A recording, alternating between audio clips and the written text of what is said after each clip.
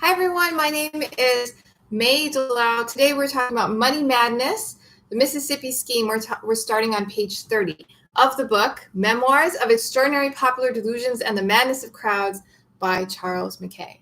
So glad to have you guys here today. May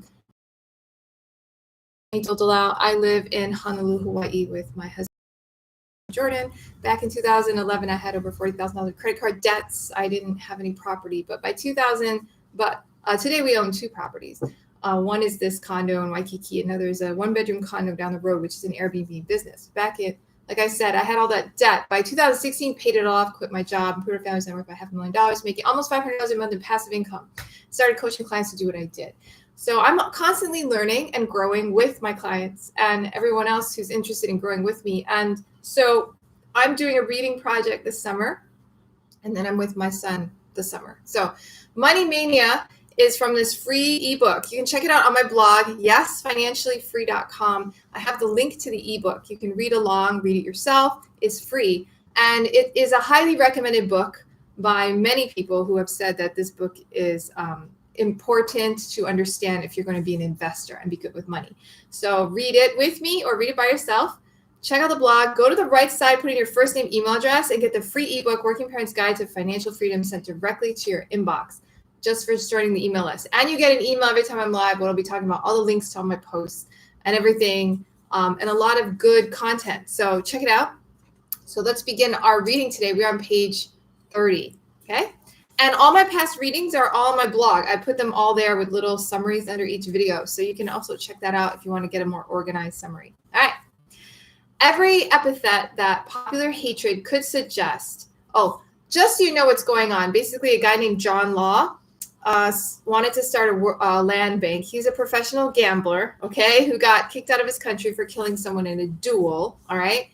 Well, he ran away. He was going to be arrested. He ran away. He was going to be arrested and hanged for killing another man, but he ran away. He wanted to start a land bank. In France, he got the opportunity to so made a lot of money. Then he started a company that said, if you invest in my company, I'm going to explore the Mississippi, and any profits I bring back, which is why they call it the Mississippi Scheme, is going to be shared by all shareholders. And then he also added other places like India and other places. So basically everyone started going crazy over the shares, buying them, and the share prices skyrocketed. He became very wealthy. People did all kinds of things to get shares, robbery, murder, pretending to be things they're not. And it's just crazy. People are now smuggling their money out of the country because France is now telling people they cannot have gold and jewelry over a certain amount. Otherwise, it'll be confiscated. And now it's all chaos because everyone's like saying he has gold, and they're all going nuts. So there's a lot going on in France. It's becoming very chaotic.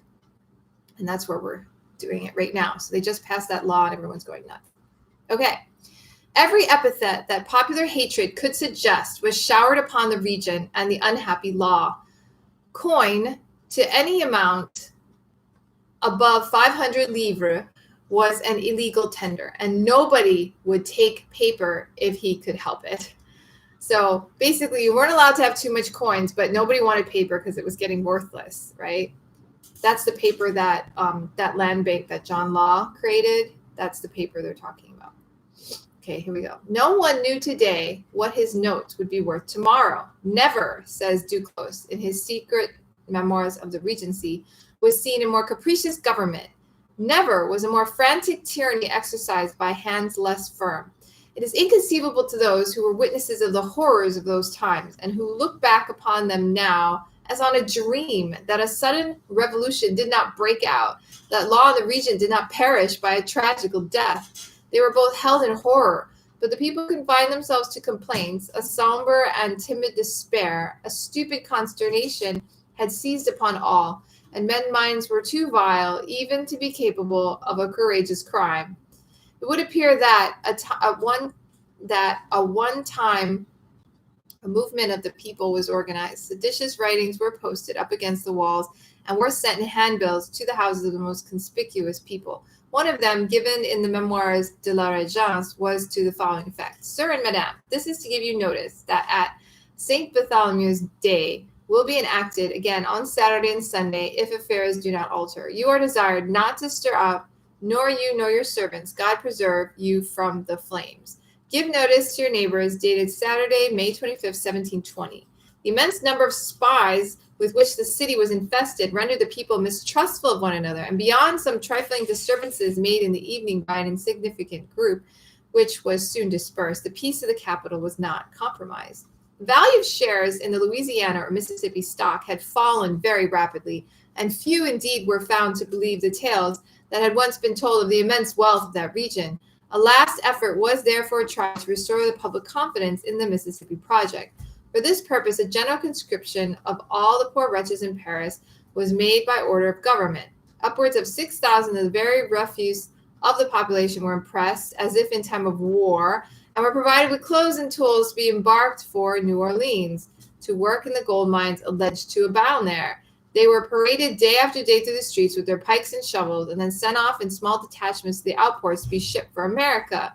2/3 of them never reached their destination, but dispersed themselves over the country, sold their tools for what they could get, and returned to their old course of life. In less than 3 weeks afterwards, one half of them had found again in Paris. The maneuver, however, caused a trifle advance in Mississippi stock. Many persons of superabundant gullibility believed that operations had begun in earnest in the new Golconda, and that gold and silver ingots would again be found in France. In a constitutional monarchy, some sure means would have been found for the restriction of public credit. In England, at a subsequent period, when a similar delusion had brought on similar distress, how different were the measures taken to repair the evil. But in France, unfortunately, the remedy was left to the authors of the mischief. The arbitrary will of the regent, which endeavored to extricate the country, only plunged it deeper into the mire. All the payments were ordered to be made in paper. And between the 1st of February and the end of May, notes were fabricated to amount of upwards of 1,500 million of livres, or 60,000 sterling. But the alarm once sounded, no art could make the people feel the slightest confidence in paper, which was not exchangeable into metal. Monsieur Lambert, the president of the Parliament of France, told the regent to his face that he would rather have 100,000 livres in gold or silver than 5 millions in the notes of his bank. When such was the general feeling, the superabundant issues of paper but increased the evil, by rendering still more enormous the disparity between the amount of specie and the notes in circulation. Coin, which it was the object of the regent to depreciate, rose in value on every fresh attempt to diminish it. In February, it was judged advisable that the Royal Bank should be incorporated with the Company of the Indies. An edict to that effect was published and registered in the Parliament. The state remained the guarantee for the notes of the bank, and no more were to be issued without an order in council. All the profits of the bank, since the time it had been taken out of law's hands and made a national institution, were given over by the regent to the Company of the Indies. This measure had the effect of raising for a short time the value of the Louisiana and other shares of the company, but it failed in placing public credit on any permanent basis. The Council of State was held in the beginning of May, at which Law, d'Argenson, his colleague in the administration of the finances, and all the ministers were present. It was then computed that the total amount of notes in circulation was 2,600 millions of livres, while the coin in the country was not quite equal to half that amount. It was evident to the majority of the council that some plan must be adopted to equalize the currency. Some proposed that the note should be reduced to the value of the specie, while others proposed that the nominal value of the specie should be raised till it was on equity with the paper. Law is said to have opposed both these projects, but failing in suggesting any other, it was agreed that the note should be depreciated one half. On the 21st of May, an edict was accordingly issued by which it was decreed that the shares of the Company of the Indies and the notes of the bank should gradually diminish in value till at the end of the year they should only pass current for one half of their nominal worth. The Parliament refused to register the edict. The greatest outcry was excited, and the state of the country became so alarming that, as the only means of preserving tranquility, the Council of Regency was obliged to stultify its own proceedings by publishing within 7 days another edict restoring the notes to their original value. On the same day, the 27th of May, the bank stopped payment in specie. Law and d'Argenson were both dismissed from the ministry. The weak, vacillating, cowardly regent threw the blame and all of the mischief upon Law, who, upon presenting himself at the Palais Royal, was refused admittance. At nightfall, however, he was sent for and admitted into the palace by a secret door. When the regent endeavored to console him and made all manner of excuses for the severity for which the public he had been compelled to treat him, So capricious was his conduct that 2 days afterwards he told him publicly to the opera, where he sat in the royal box alongside of the regent, who treated him with marked consideration in face of all the people. But such was the hatred against law that the experiment was well nigh proved fatal to him. The mob assailed his carriage with stones just as he was entering his own door, and if the coachman had not made a sudden jerk into the courtyard and the domestics closed the gate immediately, he would, in all probability, have been dragged out and torn to pieces. On the following day, his wife and daughter were also assailed by the mob as they were returning in their carriage from the races. When the regent was informed of these occurrences, he sent Law a strong detachment of Swiss guards who were stationed night and day in the court of his residence. Public indignation at last increased so much that Law, finding his own house, even with his guard insecure, took refuge in the Palais Royal in the apartments of the regent. The Chancellor d'Aguesseau, who had been dismissed in 1718 for his opposition to the projects of Law, was now recalled to aid in the restoration of credit. The regent acknowledged too late that he had treated with unjustifiable harshness and mistrust of the ablest and perhaps the sole honest public man of that corrupt period. He had retired ever since his disgrace to his country house in Fresnes, where, in the midst of severe but delightful philosophical studies, he had forgotten the intrigues of the unworthy court. Law himself and the Chevalier de Conflans, a gentleman of the regent's household, were dispatched in a post-chaise with orders to bring the ex-chancellor to Paris alone with them. D'Aguesseau consented to render what assistance he could, contrary to the advice of his friends, who did not approve that he should accept any recall to office of which Law was the bearer. On his arrival in Paris, 5 councillors of the Parliament were admitted to confer with the Commissary of Finance. On the 1st June, an order was published abolishing the law which made it criminal to amass coins the amount of more than 500 livres. Everyone was permitted to have as much specie as he pleased. In order that the banknotes might be withdrawn, 25 millions of new notes were created on the security of the revenues of the city of Paris at 2.5%. The banknotes withdrawn were publicly burned in front of the Hôtel de Ville.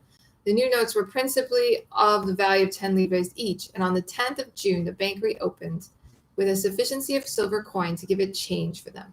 These measures were productive of considerable advantage. All the population of Paris hastened to the bank to get coin for their small notes, and silver became scarce. They were paid in copper. Very few complained that this was too heavy, although poor fellows might be continually seen toiling and sweating along the streets, laden with more than they could comfortably carry in the shape of change for 50 livres. The crowds around the bank were so great that hardly a day passed that someone was not pressed to death. On the 9th of July, the multitude was so dense and clamorous that the guards stationed at the entrance of the Mazarin Gardens closed the gate and refused to admit anyone. The crowd became incensed and flung stones through the railings upon the soldiers. The latter, incensed in their turn, threatened to fire upon the people. In that instance, one of them was hit by a stone, and taking up his piece, he fired into the crowd. One man fell dead immediately, and another was severely wounded. It was every instant expected that a general attack would have been commenced upon the bank. But the gates of the Mazarin Gardens being opened to the crowd, who saw the whole troop of soldiers, with their bayonets fixed ready to receive them, they contented themselves by giving vent to their indignation in groans and hisses. 8 days afterwards, the concourse of people was so tremendous that 15 persons were squeezed to death at the doors of the bank. The people were so indignant that they took 3 of the bodies on stretchers before them and proceeded, to the number of 7,000 or 8,000, to the gardens of the Palais Royal, that they might shew the regent the misfortunes that he and Law had brought upon the country. Law's coachman, who was sitting in the box of his master's carriage in the courtyard of the palace, happened to have more zeal than discretion, and not liking that the mob should abuse his master, he said loud enough to be overheard by several persons that they were all blackguards and deserved to be hanged. The mob immediately set upon him, and thinking that Law was in the carriage, broke it to pieces. The impudent coachman narrowly escaped with his life. No further mischief was done. A body of troops made their appearance. The crowd quietly dispersed after an assurance had been given by the regent that the 3 bodies they had brought to him should be decently buried at his own expense. The Parliament was sitting at the time of this uproar, and the president took upon himself to go out and see what was the matter. On his return, he informed the councillors that Law's carriage had been broken by the mob. All the members rose simultaneously and expressed their joy by a loud shout, while one man, more zealous in his hatred than the rest, exclaimed, "And Law himself, is he torn to pieces?" Much undoubtedly depended on the credit of the Company of the Indies, which was answerable for so great a sum to the nation. It was therefore suggested in the Council of Ministry that any privilege privileges which could be granted to enable it to fulfill its engagements would be productive of the best results. With this end in view, it was proposed that the exclusive privilege of all maritime commerce should be secured to it, and an edict to that effect was published. But it was unfortunately forgotten that by such a measure all the merchants of the country would be ruined. The idea of such an immense privilege was generally scouted by the nation, and petition on petition was presented to the parliament that they would refuse to register the decree. They refused accordingly, and the regent, remarking that they did nothing but fan the flame of sedition, exiled them to Blois. At the intercession of D'Arguesseau, the place of banishment was changed to Pontoise, and thither, accordingly, the councillors repaired, determined to set the regent at defiance. They made every arrangement for rendering their temporary exile as agreeable as possible. The president gave the most elegant suppers, to which he invited all the gayest and wittiest company of Paris. Every night was a concert and ball for the ladies. The usually grave and solemn judges and councillors joined in cards and other diversions, leading for several weeks a life of the most extravagant pleasure, for no other purpose than to shew the regent of how little consequence they deemed their banishment, and that, when they willed, they could make Pontoise a pleasanter residence than Paris. Of all the nations in the world, the French are the most renowned for singing over their grievances. Of that country, has been remarked with some truth that its whole history may be traced to its songs. When Law, by the utter failure of his best laid plans, rendered himself obnoxious, satire, of course, seized a hold upon him. And while caricatures of his person appeared in all the shops, the streets resounded with songs, in which neither he nor the regent were spared. Many of these songs were far from decent. One of them in particular counseled the application of all its notes, the most ignoble use to which paper can be applied. But the following, preserved in the letters of the Duchess of Orleans, was the best and most popular, and was to be heard for months in all carrefours in Paris. The application of the chorus is happily enough. It's a French song. I'm not going to read it, because it's all in French. Among the caricatures that were abundantly published, and that shewed as plainly as graver matters that the nation had awakened to a sense of its folly, was one, a facsimile of which is preserved in the Memoirs de la Régence. It was thus described by its author: the goddess of shares in her triumphal car, driven by the goddess of folly. Those who are driving the car are impersonations of the Mississippi, with his wooden leg, the South Sea, the Bank of England, the Company of the West of Senegal, and various assurances. Lest the car should not roll fast enough, the agents of these companies, known for their long foxtails and their cunning looks, turn round the spokes of the wheels, upon which are marked the names of the several stocks and their value, sometimes high, sometimes low, according to the turns of the wheel. Upon the ground are the merchandise, daybooks, ledgers of legitimate commerce, crushed under the chariot of folly. Behind is an immense crowd of persons of all ages, sexes, and conditions, clamoring after fortune, fighting with each other to get a portion of the shares which she distributes so bountifully among them. In the cloud sits a demon, blowing bubbles of soap, which are also the objects of the admiration and cupidity of the crowd, who jump upon one another's backs to reach ere then burst them. Right in the pathway of the car, and blocking up the passage, stands a large building with 3 doors, through one of which it must pass, if it proceeds farther, and all the crowd along with it. Over the first door are the words, Hôpital des Fous, over the second, Hôpital des Malades, and over the third, Hôpital des Gueux. Another character representing Law, sitting in a large cauldron, boiling over the flames of popular madness, surrounded by an impetuous multitude who are pouring all their gold and silver into it, and receiving gladly in exchange the bits of paper which he distributed among them by handfuls. Okay, so I'm going to stop here. Thank you so much for being on live today, and I will be on live tomorrow again. Thank you so much. And if you are on Facebook, thanks for being my fan. And please like the fan page and share it with your friends. If you're on YouTube, please subscribe to the channel. Aloha, take care. Bye.